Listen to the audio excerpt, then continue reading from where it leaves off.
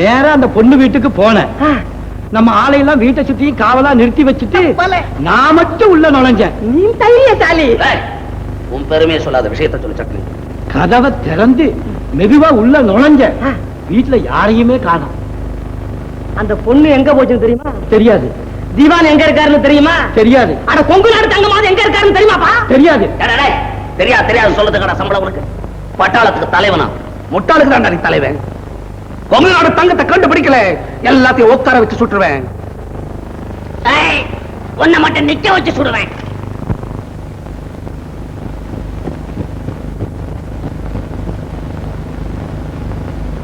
அந்த பாவி கொங்கு நாட்டு தங்கமும் கிடைக்க மாட்டேங்கிறான்.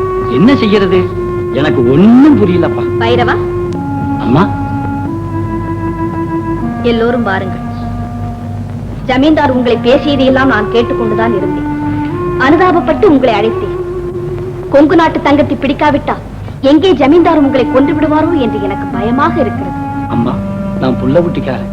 எங்களை எல்லாம் நீங்க தாமா காப்பாத்தணும். அதற்குத்தானே நான் இருக்கிறேன். ஏன் பைரவா, அம்மா, கொங்கு நாட்டு தங்கம் யார் என்று உனக்கு தெரியுமா? தெரிஞ்சிருந்தா அந்த துரோகி இவ்வளவு நாள் விட்டு வச்சிருப்போமா? அவன் பிடிபட வேண்டும். ஜமீன்தாரிடம் அதிக சம்பளம் நீங்கள் வாங்க வேண்டும். அதற்கு ஒரு வழி இருக்கிறது. சொல்லுங்கம்மா, சொல்லுங்க.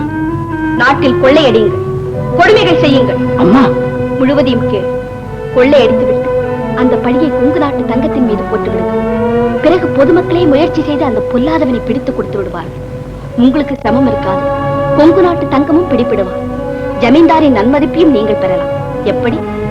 அம்மா, இது நடக்கக்கூடிய காரியமா? நெஞ்சில் தைரியம் இருந்தால் நிச்சயம் நடக்கும்.